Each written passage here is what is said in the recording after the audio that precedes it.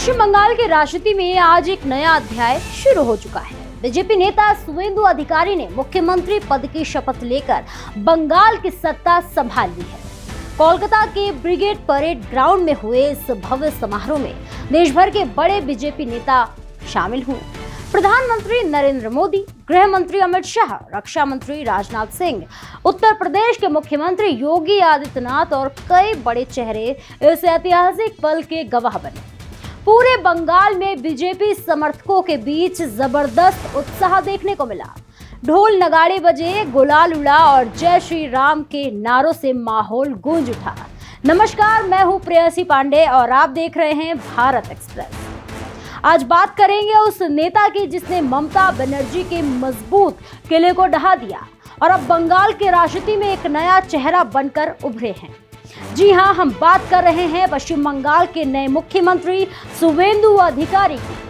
शुवेंदु अधिकारी लंबे समय से बंगाल की राजनीति का बड़ा नाम रह चुके हैं। कभी ममता बनर्जी के बेहद करीबी माने जाने वाले शुवेंदु अधिकारी ने टीएमसी छोड़कर बीजेपी का दामन थामा और फिर बंगाल की राजनीति की तस्वीर ही बदल डाली। उन्होंने सिर्फ पार्टी नहीं बदली बल्कि बंगाल की राजनीति की दिशा बदलने का भी काम किया। शुवेंदु अधिकारी की सबसे बड़ी ताकत उनकी जमीनी पकड़ मानी जाती है। गांव-गांव तक उनकी पहुंच है और यही वजह रही कि बीजेपी को बंगाल में इतनी बड़ी सफलता मिली है। चुनाव प्रचार के दौरान शुवेंदु अधिकारी लगातार ममता सरकार पर हमला बोलते रहे। उन्होंने कानून व्यवस्था, भ्रष्टाचार और तुष्टीकरण की राजनीति को बड़ा मुद्दा बनाया। लेकिन सबसे ज्यादा चर्चा जिस बात की हो रही है वो है शुवेंदु अधिकारी का योगी मॉडल से प्रभावित होना। जी हां, बंगाल के नए मुख्यमंत्री कई बार खुलकर उत्तर प्रदेश के मुख्यमंत्री योगी आदित्यनाथ की तारीफ कर चुके हैं। खासकर यूपी में अपराध नियंत्रण और सख्त प्रशासन को लेकर शुवेंदु अधिकारी कई मंचों से योगी सरकार की सराहना करते हुए नजर आए हैं। चुनाव प्रचार के दौरान भी जब योगी आदित्यनाथ बंगाल पहुंचे थे तब उनकी रैलियों में भारी भीड़ देखने को मिली थी। उत्तर प्रदेश के मुख्यमंत्री योगी आदित्यनाथ ने अपने भाषणों में ममता सरकार पर जमकर हमला बोला था। उन्होंने तुष्टीकरण और हिंसा को लेकर टीएमसी को घेरा था।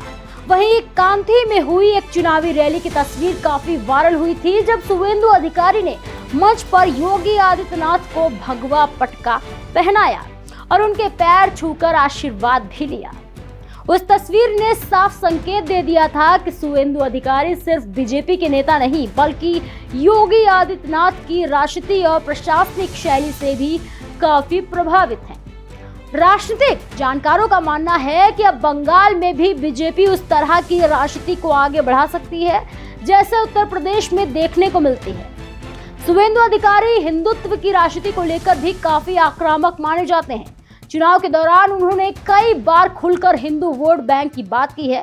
चुनाव नतीजों के बाद दिए गए उनके बयान ने भी खूब सुर्खियां बटोरी थी जब उन्होंने कहा था कि उनकी जीत हिंदू समाज की बदौलत हुई है। राजनीतिक विशेषज्ञ मानते हैं कि बंगाल में बीजेपी अब हिंदुत्व और राष्ट्रवाद के मुद्दे पर अपनी पकड़ और मजबूत करना चाहती है। यही वजह है कि पार्टी ने शुवेंदु अधिकारी जैसे आक्रामक और मजबूत नेता को मुख्यमंत्री बनाया है।